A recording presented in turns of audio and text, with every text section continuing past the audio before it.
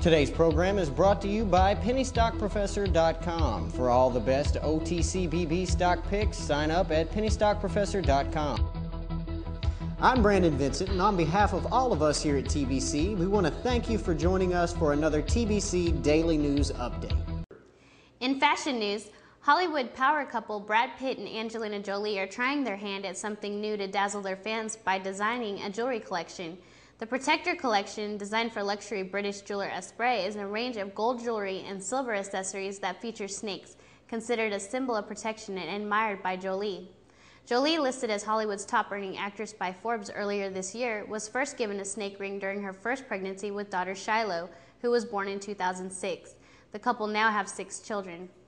All net proceeds from the jewelry will be donated to the Charity Education Partnership for Children of Conflict, which Jolie co-founded in 2006 to raise money for educating child victims of war, conflict, and natural disaster. Prices start at $525 for a silver spoon with a snake-shaped handle. The line also includes pendants, bracelets, rings, and egg cups. Esprit officials told Reuters Television that it took more than a year for the DOU to design the limited edition collection, which goes on sale this week at Esprit stores in London, New York, Beverly Hills, Tokyo, and Dubai. Call of Duty Modern Warfare 2 is enjoying big success. If you think Call of Duty Modern Warfare has had just a major impact on the video game industry, you may need to adjust your expectations. According to Activision, the game's publisher, Modern Warfare has set records across the entire entertainment industry. Call of Duty is the biggest entertainment launch in history, Activision reports, in its first 5 days of sales, setting a worldwide record at about $550 million. These figures are impressive, but more impressive is the list of launches that it beat out. In the first 5 days of availability, Modern Warfare has eclipsed the largest worldwide box office opening held by Harry Potter the Half-Blood Prince, which tailed at $394 million over its first 5 days, and The Dark Knight, which holds the U.S. box office record with $203 million in its first 5. The game also narrowly trumped Grand Theft Auto 4, which captured $500 million in its first 5. In other words, Modern Warfare 2 has had a major release. The game's success also translated to major numbers on Xbox Live. Activision reported that more than 5.2 million multiplayer hours were logged during Call of Duty's first day alone. On November 10th, 2.2 million unique gamers played Xbox Live, setting a new one-day record for online gaming platform. Of course, it should be noted that all these figures come from Activision's internal estimates, which might differ from the NPD Group's official totals when it announces November's video game sales. But until then, Activision can celebrate Modern Warfare's success. And maybe the video game industry, which has also received second billing from the entertainment space, can finally take its claim to the top spot. Video games are, based on Modern Warfare's success, just as viable of an entertainment platform as film. The United States lags far behind other nations in offering paid sick days, paid parental leave, and other workplace benefits that are considered vital to public health and workers' rights, according to researchers released on Tuesday.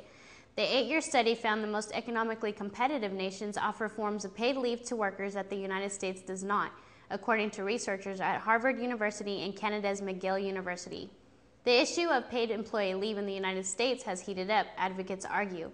Paid leave allows sick workers to stay home without financial hardship and helps prevent workers from spreading such diseases as the H1N1 flu. Opponents argue that mandating such leave policies would cost jobs and be a financial burden on businesses. The 15 nations on the list of workplace benefits are Australia, Austria, Canada, Denmark, Finland, Germany, Iceland, Japan, Netherlands, Norway, Singapore, Sweden, Switzerland, Britain, and the United States, all of which have been ranked most competitive over the last decade by the World Economic Forum. Looking more widely at 190 countries, the researchers found 163 guaranteed paid sick leave and 164 guaranteed paid annual leave.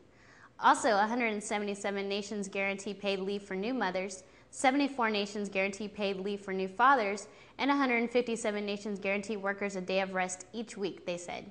Today's small cap dynamic watch list is brought to you by OTCBB.com. Quote Media Incorporation, QMCI, Mobile Pro Corporation, MOBL, Unigene Laboratories Incorporation, UGNE, Opexa Therapeutics Incorporation, OPXA, Cargo Connection Logistics Holding Incorporation, CRGO, Axial Vector Engine Corporation, AXVC, and the following companies listed by trading symbol also included in watch list are as followed: XKEM, RGRP, ACHI, IMNR, CKEIE, MGEN, and VAO. More than $98 billion in taxpayer dollars spent by government agencies was wasted, much of it on questionable claims for tax credits and Medicare benefits, representing an increase of $28 billion from the previous year. About 5% of spending in federal programs in 2009 was improper, according to new details from a government financial report that was released on Tuesday.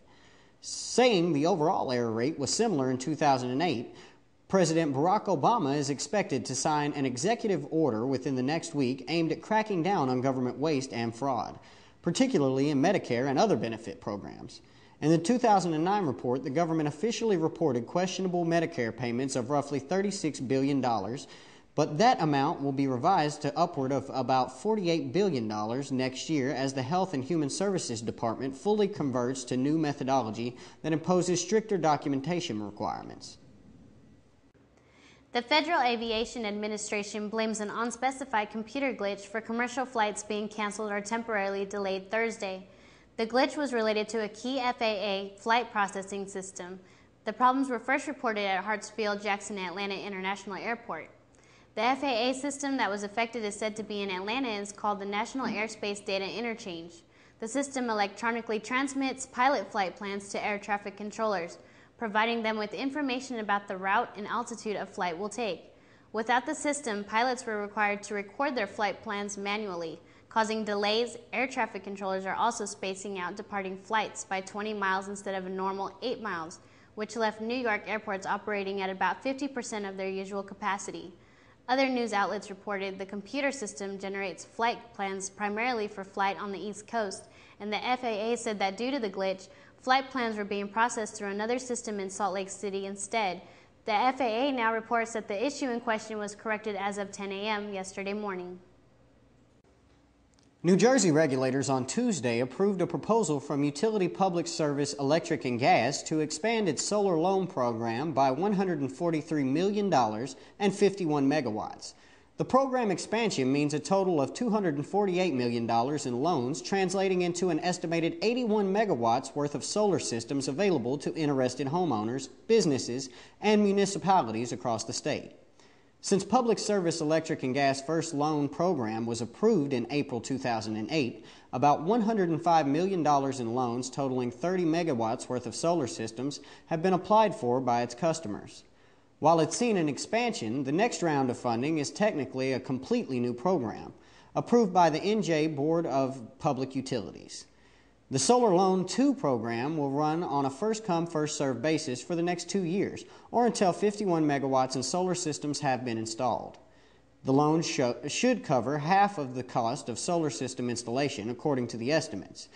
They will be offered as 10-year loans for residential homeowners and 15-year loans for commercial or municipal customers, which can be repaid in cash or via earned renewable energy certificates. One certificate is earned for every megawatt hour of solar energy that is created. The BUP also set preliminary monetary rates for certificate credits for the other half of installation cost. The BUP is recommending solar system owners apply for New Jersey Clean Energy Program rebates and federal tax credits. While it can't compare to California, which has huge projects in the 550 megawatt range underway, New Jersey is a leading state for solar installations as well as clean tech projects in general. The greater New York metropolitan area, which includes a large portion of New Jersey, was ranked number 3 in the country for most clean tech job activity in the U.S., with solar sector leading the tech job market overall. It was only lagging behind the greater metropolitan areas of San Francisco and Los Angeles in California. New Jersey was also ranked 7th by other recent reporting listing U.S. states doing most to wean its residents off foreign oil. In addition to its solar loan program, PSE&G was approved in July for a partnership with Petra Solar to install over 200,000 solar panels in New Jersey utility poles and streetlights to tie into the state's electrical grid. It was also approved to install 5 megawatts worth of solar equipment in New Jersey urban zones, and another 10 megawatts to be installed on the properties of interested third parties. I'm Brandon Vincent, and on behalf of all of us here at TBC, we want to thank you for joining us for another TBC Daily News Update.